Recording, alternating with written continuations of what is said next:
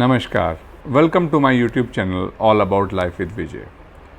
12th class के बाद, graduation के बाद एक स्टूडेंट, एक यंग एडल्ट जब जॉब मार्केट में आता है, चाहे वो इंजीनियरिंग का बच्चा हो, चाहे वो नॉर्मल एक ग्रेजुएट हो, तो उसको एक तरह से कल्चरल शॉक, एक तरह से फाइनेंशियल शॉक भी बोलेंगे। उसको लगता है कि after completing of 4 years of graduation, जब उसकी जॉब 3-4 लाख पर एनम की लगती है, मतलब अराउंड 20 से 30 हज़ार रुपये एक महीने की लगती है, तो वो एकदम से कल्चरली, एकदम से वो उसका जो फेथ एजुकेशन सिस्टम पे है वो एकदम से शेकअप हो जाता है। सारे दोस्त, सारे रिलेटिव्स उससे अक्सर पूछते हैं, भाई कितने का पैकेज लगा, कितने में लगा है, आपका लड़का कितने में लगा है, या भाई तो तेरा कितनी जॉब है।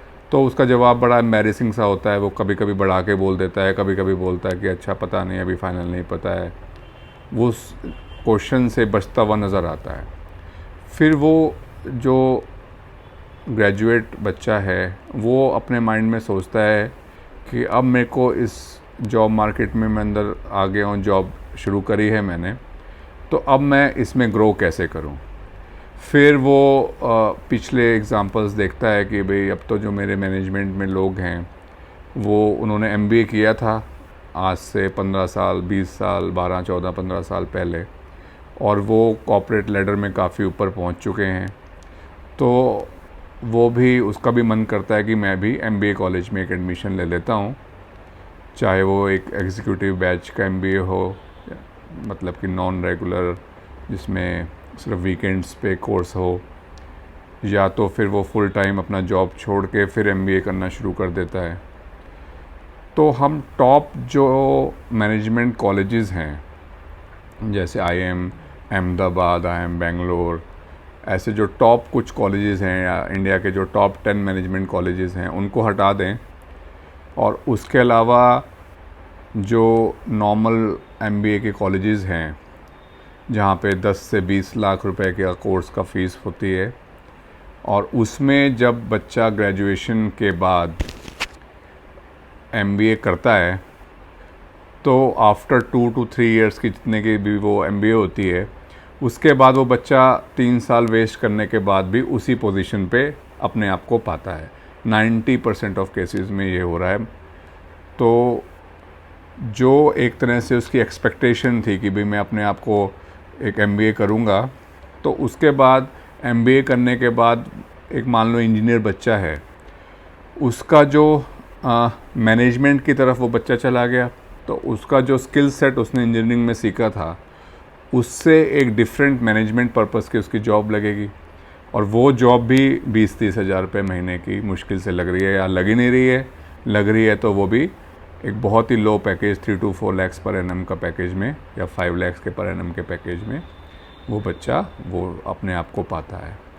तो करंट मार्केट सिनेरियो में, जो जॉब मार्केट का करंट सिनेरियो है, उसके हिसाब से बिल्कुल भी जस्टिफाइड नहीं है कि एक ग्रेजुएट बच्चा फिर से एमबीए की तरफ करे। अपना जो कोर्स है उसको, उस कोर्स जो किसी ने मैनेजमेंट, होटल मैनेजमेंट का कोर्स किया, किसी ने इंजीनियरिंग करी, किसी ने और नॉर्मल बीएससी बीकॉम ये सब करी, और उसके बाद उसने एमबीए करी।